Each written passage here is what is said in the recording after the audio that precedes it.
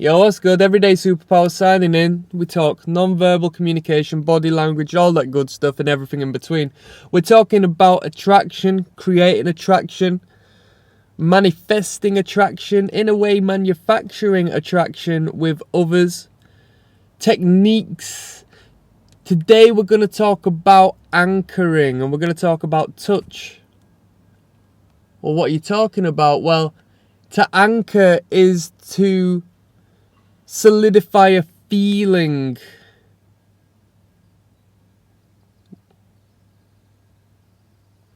With another stimuli, to associate one thing with another, to associate good behavior with a pleasurable response. When you look at the teaching of a dog, feeding a dog treats when they act right, positively reinforcing that behavior and attribute. I'm speaking well today, people. Attribute. That's what we could consider anchoring, such as the way of touching a woman slightly, not in a perverse manner, just taking the fingertips of the hand and just connecting to the outside of the arm when you're having a laugh and a fun time. Creating the connection of touch and positive feel. Not only that, but heightening the positive rush of hormones to the brain of that individual. Not only are they relieving themselves of stress through the laughter and the relief of all of the wrong and the bad in their life at that moment in time, which you are provoking because you're brilliant, but you're then associating that to an even heightened state with the power of touch, connecting with the nerve endings, and in doing so surging the brain with positive chemicals.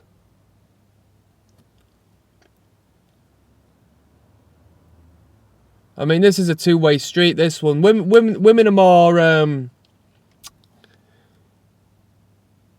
sensitive to touch physiologically, so it may be a little more efficient in that manner, but it works both ways because we men feel the same.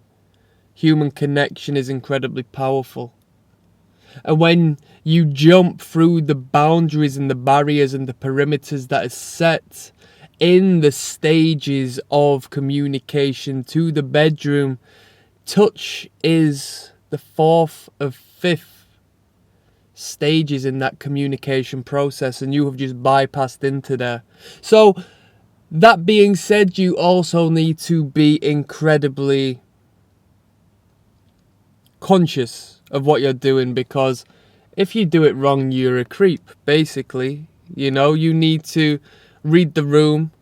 As you've learnt from this channel, you need to understand the congruence, the context, the clusters, and assess the body language and read the language up until this point, so you know that you're in the right place to do so. You ease people into security with communication, establish familiarity, and the fact that you yourself aren't a bad person and you're safe and sound and secure, because no stranger should go around touching people. Not only that, but when you jump into it, I know it's a red flag. They may or may not, but I associate somebody with jumping into my skin with such a short time frame of communication. I find it very bizarre, weird, and untrustworthy. I like the narcissist love bombing their target, you know? So anchoring good feelings, anchoring innuendo and insinuation with a slight touch, with a slight brush,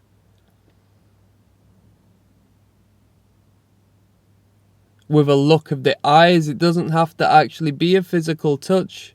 You can find a means of associating one energy with a particular behavior, and then by default, with the two entwined, you don't actually need to provoke the response. The action itself will do so. If I eat grandma's cooking as a child every weekend, when grandma's dead and gone, me just eating that food will allow me to relive them moments, because I associate and I have anchored the taste of this particular meal with them times and that energy. My brain associates one with the other. So if a slight touch to the arm is interlocked with feeling good, when that person is feeling down and I connect with them on the same manner,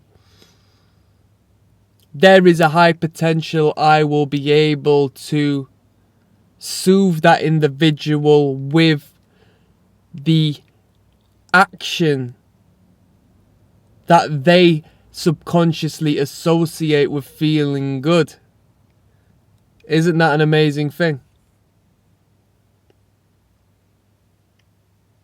Click subscribe. I'm signing out. Peace.